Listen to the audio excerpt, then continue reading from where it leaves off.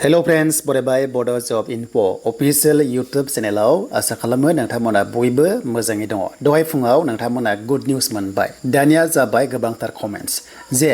double पस्टआव apply खालामनायफोरा खैफोदसै मा खालामबावनांगौ जे सेम डेटआव जागोन ना जाया एडमिट कार्ड डाउनलड खालामदो आरो लोगोसे जेब्ला फिजिकल टेस्टआव नोङो थांगोन ना अब्ला मा गोनांथार डकुमेन्ट्स नांगोन आरो मोनसे गैयाबानो नोंखौहाय एलाउ खालामनाय नङा आरो बिदि बारे चान्स मोननाय नङा बेखायनो भिडिअखौ स्किप खालामनाङा जेफ्राय गासैबो क्लियार जा आरो नोंथाङा साख्रि मोननाय मोनै बे उननि बाथ्रा काट अफनि सायाव नाथाय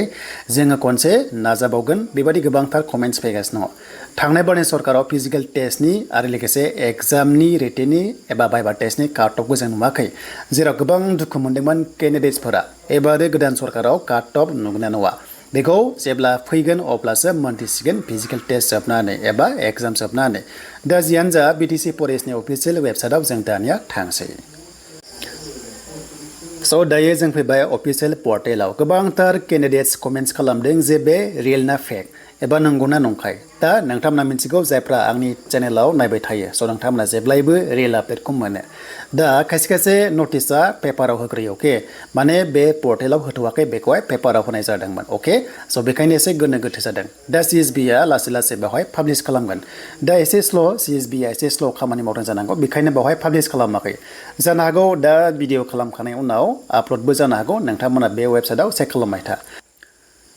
आरो बिनि एडमिटखौ 21 जुनाव नोंथांमोना डाउनलड खालामनानै लानो हागोन दा नैबे नटिसआव फैयोबा जों बावनो मोनगोन एडमिटनि डाउनलडखौ नाथाय दासिमबो बावहाय पाब्लिश खालामाखै दानिया जोङो अफिसियेल नटिसखौ जों नायफिनोबा मा इम्पर्टेन्ट डकुमेन्ट्सखौ नोंथांमोना लांनांगोन अके स' बेखौ मोजाङै नाय नङाबा नोंथाङा गावनो प्रब्लेम खालामगोन आरो मोनसे बाथ्रा नोंथाङा माने मोननै पस्टआव नैबावहाय एप्लाइ खालामदों अके नोङो गार्डआवबो खालामदों आरो ग्रेड 1आव खालामदों टटेल पस्टआ 157 नाथाय एप्रक्सिमेटलि दायो 164नि खाथियाव दङ एसे बारायदों अके दा जियानो जा बेखौ नोंथांमोना फोरमायगासिनो लासै स्किल पेखौ नायोबा बेखिनि दङ एसेल' बारा ग्रेड पेया नाथाय रेंकआ हले बे एस लेभेल ग्रेड 1आ दानिया नोंथाङा मोननै एप्लाइ खालामबाय दा सेम डेटआवनो जागोन ना जाया गोबांथार माने बाथ्रा दङ जे उदालगुरि बाक्सा बेनिफ्राय तामुलपुर आरो चिराङा क'क्राझाराव थांनांगौबा गोबां खरसा जायो बे नंगौ बियो नंमारगौ दा डाबल थांनो हागोन ना हाया बेसो गुबै बाथ्रा मानोना जोङो बेखौ डाबलाव ना खनसेनो कम्बाइन जागोन फिजिकल टेस्टआ जों बेखौ फिन खनसे क्लियार खालामगोन जाहाथे बयबो नोंथांमोना क्लियार जायो दा बेखायनो जोङो नटिसखौ दायो नायफिननोसो फैदो गोबाव खालामला स' दानि फैबाय गुबै बाथ्रायाव टटेल केन्डिडेट बे जाहैबाय ग्रेड 1आव 18,000नि एसे बारा दङ बेखौ नायदो हरिनागुरि हाई स्कुल फिल्डनिफ्राय जागायगोन 6टानिफ्राय 9टानि गेजेराव नोङो हाबनांगोन फिल्डआव 6 तारिख जुलाइनिफ्राय जागायनानै 11 तारिख जुलाइसिम जागोन ग्रेड 1आ बे जाबाय पस्टआ ग्रेड 1 रल नाम्बार वाइसआव फैगोन बिनिफ्राय बिथिंहाय सानसेयाव 3000 केन्डिडेट्सखौहाय कभार खालामगोन बेखौ बुंदों आरो देन फरेस्ट गार्डआव 34,000नि बारा दङ सेम ग्राउन्डआव जागोन टाइमा एखे बिनिफ्राय बिथांमोननि गार्डफोरनि जेनाखि फिजिकल टेस्ट थाबायनाया जागोन 13 जुलाइनिफ्राय जागायनानै 24 जुलाइआव जागोन दा बेनिफ्राय गासिबो क्लियार जाबाय जुदि नोङो डाबल माल्टिपल पस्टआव एप्लाइ खालामबा नोङो 2 टाइम्स नोङो मा इन्टारभिउखौ नोङो एटेन्ड खालामनांगोन बे बाथ्राया रोखा जाबाय मानोना गार्डजोंहाय ग्रेड 1जों एक्सट्रा डेट जाबाय नालाय बेखायनो खस्थ'आ दा डाबल जाबाय दा गोबां दुखु मोननाय फोरमायदों केन्डिडेट्सफोरा थांनाय बारनि सरकाराव सेम फिजिकल टेस्टआवनो पस्टआ मोननै दंमोन मानोना बाथ्रा जाबाय मोननैबो पस्टआनो 26 km बेनिफ्राय 16 km मोननैबो बियो सेम थाबायनांगौ बेखायनो जुदि सेम डेटआवनो होनायमोनब्ला केन्डिडेट्सनि थाखाय सुबिदाया मोजां जागौमोन दा जाबाय बाथ्राया उदालगुरिनिफ्राय ग्रेड 1आवबो खालामदों गार्डआवबो खालामदों अब्ला खननै थांनांगौआ माने खरसाया बारा जासिगोन एग्जाम्पल 6 जुलाइआव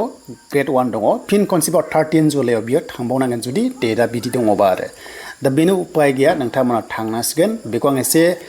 दुखु मोननाय फोरमायहरबाय जाहाथे बेखौ CSBआ जुदि हायोब्ला जाहाथे सेम डेटआव होयोमोनब्ला मोजां जागौमोन आरो जोंनि थाखाय फेसिलिटिया दा एडमिटआ डाउनलड खालामनांगोन 21 जुननिफ्राय डाउनलड खालामदो गावनि रल नाम्बारखौ होनानै एबा आइडिखौ होनानै बे जेब्ला पर्टेला एक्टिभ जायो CSBआव अब्ला मा नांगौ जोङो मोनथिसिगोन मबाइल नाम्बारजों डेट अफ बार्थजोंहाय नोंथांमोना मोननो हागौ होनानै अके दा बेखौ जों मोनथिबाय दा बे नटिसखौ नंगौ ना नङा गोबां कमेन्ट्स खालामदोंमोन येस बे नंगौ पेपाराव होदोंमोन दा नोंथांमोना गोबां साननो हागौ जे बहा मोनदों बेनो आरो सिगांनिफ्रायनो CSBआ पेपाराव होग्रोयो बिनिफ्रायसो लासै लासै आपल'ड जानायखौ जोङो नुनो मोनदों दा फिजिकेल टेस्ट नाथाय बयनिसिमबो अल द बेस्ट थाबाय दानिया बे पस्टआव फाइट खालामनो काट अफआ हाइ लेभेल थांगोन दानि जोङो नायनोसै अफिसियेल नटिफिकेसन सिगांनिखौ जे मा डकुमेन्ट्सखौ नांगोन जेब्ला बेयाव फिजिकेल टेस्टआव थांगोन जे मेडिकेल टेस्ट दंना गैया जों बेखौबो नायनोसै दा बे जाबाय अफिसियेल नटिस एप्लाइ जादोंमोन नै नोंथांमोना 20 फेब्रुवारियाव ओंखारदोंमोन बेखिनियाव दङ सनितपुर बिसनानि 60टा गामि हाबनायाबो बावहाय इन्टारभिउखौ होनो मोनगोन एलाउ दङ बेखौ जों मोनथिबाय दानिया फिजिकेल स्टेन्डार्ड टेस्टनि जेब्ला हैनो थांगोन ना अब्ला नोंखौ हाइटखौ सुगोन जेनेरेला बेखौ नायना लादो अके देन जोंनि बर'फोरा 153 गोजौआ जाथारनांगोन मिनिमाम मेक्सिमाम जों खोथा गैया हौवाफोरा एन्ड हिन्जावफ्रा 145 सेन्टिमिटार अके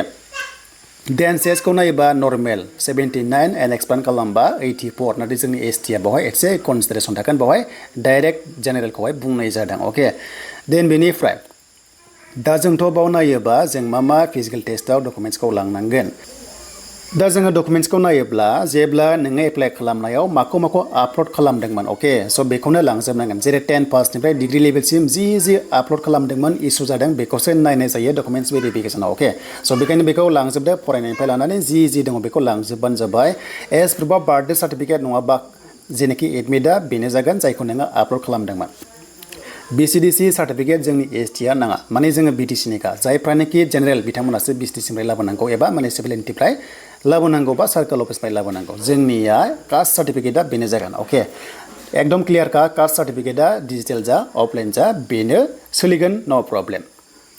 देन बेनिफ्राय जों बेखौ मोनथिबाय आरो जायफ्रानोखि 20टा जायफ्रानोखि 60टा गामि हाबदोंना बिसोरो आधार कार्ड कम्पालसरि भटार कार्ड बेखौ नांथारगोन आरो कास्ट सार्टिफिकेट नांथारगोन एड्रेस प्रुफनि थाखाय देन जायफ्रानोखि BTCनि केन्डिडेट जेबो नोंथांमोना प्रब्लेम गैया टेनसन फ्रियावनो नोंथांमोना मा फिजिकेल टेस्टआव थांनो हागोन आरो नाथाय नन BTCआ बेवहाय एलाउ गैया अके आरो जायफ्रानोखि अलरेडि साख्रि मोनखाबाय फिजिकेल टेस्टआव गोसो दङ फरेस्टआव मावनो NOC नोंथांमोना लानानै थांनांगोन होमबासो एक्सेप्ट जागोन अके स' बेखौ नोंथांमोना मोनथिबाय दा बेखिनियानो जि डकुमेन्ट्सआ दङ गासैखौबो अरिजिनेलखौ लांनांगोन बेनिफ्राय गांनै जेरक्स कपि खालामना लांबानो जाबाय सेल्फ एटेस्टेड होदो आरो फट' कपिस नोंथांमोना पासपर्ट फट' जाहाथे गांब्रै गांबा लांफायो देन गासैबो अके जाबाथाय नोंखौ मा थाबायसिगोन आरो बे थाबायनाया बेनो जे आं खोन्थाखाबाय 16 km 4 आवार्सआव बेनिफ्राय बावहाय काट अफ थांनाय नङा आरो एग्जामाव जिरायगोन नेक्स्ट सेकेन्ड स्टेजआव 3 आवार्स एग्जाम जागोन 100 मार्क्स दङ बेनो जाबाय गार्डआबो एक्सट्रा बेनिफ्राय फिजिकेल टेस्टआबो एक्सट्रा नालाय बिनि एग्जामाबो एक्सट्रा जागोन आरो एन्ड लास्टआव बाइबा टेस्ट दङ 20 मार्क्स दा रिटेन एग्जामाव काट अफ लागोन ना लाया एग्जामाव जिरायनायफोरखौनो बाइबा टेस्ट होगोन नामा बेखौ आं दा बुंनो हाथ'ला बेखौ उनावसो मोनथिसिगोन आरो बे एग्जामाव नेगेटिभ मार्किं गैया अके स' नेगेटिभ मार्किं गैया माल्टिपल चइस टाइपनि नोंथांमोना अपसन मोनगोन आरो अके एग्जामाव माने हमना ला मोनसे कुइसनावहाय मोनब्रै अपसन एन्सार मोनगोन बिनि गेजेराव मोनसे कारेक्ट थागोन आरो अके स' बिदि टाइपनि नोंथांमोना मोनगोन एग्जामनि सिलेबासानो बेनो गासैबो डिटेल्सखौ लाखाजोबदो स्क्रिनशट खालामनानै बा PDF खौबो नोंथांमोना डाउनलड खालामनानै लानो हागोन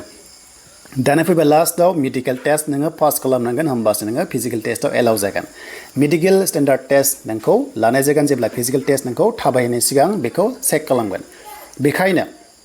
पुलिसनि बादि नायगोन बेनो जाबाय हाई कालार भिजन बेखौ नायगोन फरेस्टआ ग्रेड 1 आरो फरेस्ट गार्डआव अके कालार भिजन नोंथांमोनखौ जाहाथे नायगोन बेखौ इउटुबाव बोरै नायनाय जायो अके एसे प्रेक्टिस खालामखा एन्ड बेनिफ्राय डिस्टेन्स भिजन नायगोन 6/6 आरो 6/9 मेगन थाइसे फांथेनानै जिनोखि नायहैयोना नाम्बारिं बा डिजिटफोर नायहैयो बेखौ जाहाथे नोंथांमोना नायनांगोन अके देन बेनिफ्राय बेवहाय नकनिनि खोथा फैयासै बेखौ एसेबां नायनाय नङा जास्ट सिम्पोल नायगोन टेनसन लानाङा गिनाङा जेब्ला फिजिकेल टेस्ट हैनो थाङो अब्ला बारा मेगन मोदै खालामना नङाबा नैबे कालार भिजन डिस्टेन्स भिजनावहाय एसे प्रब्लेम जायो अके स' बेखायनो बै समाव थाब उन्दुबानो जाबाय जाहाथे नोंथांमोना मेगन मोदैखौ लेट खालामनाङा दा बेखिनि माखासे टिप्स थायो फिजिकेल टेस्ट होनायाव जुदि मेगन मोदै जायोबा एसे मेगनफ्रा माने ब्लार जानाय चान्स थायो जायनि जाहोनाव नोङो कालार भिजनावहाय फेलबो जानो हागौ दा बे आंनि एक्सपिरियेन्स दा बेनो नोंथांमोननि थाखाय लेटेस्ट आपडेट आइ होप गासैबो क्लियार जाबाय A to Z मोनथिबाय दा बयनिसिमबो अल द बेस्ट थाबाय जाहाथे नोंथांमोना साख्रिखौ थांनाय बाराव आफसोस थादोंबा एबारो जाहाथे लानो हायो नाथाय बिनि काट अफआ गोगोम थांगोन गोजौआव अके बेखौ आं बुंला नोंथांमोना मोनथिखासिगोन पस्टआ खम दा बेनो नोंथांमोननि थाखाय दिनैनि लेटेस्ट आपडेट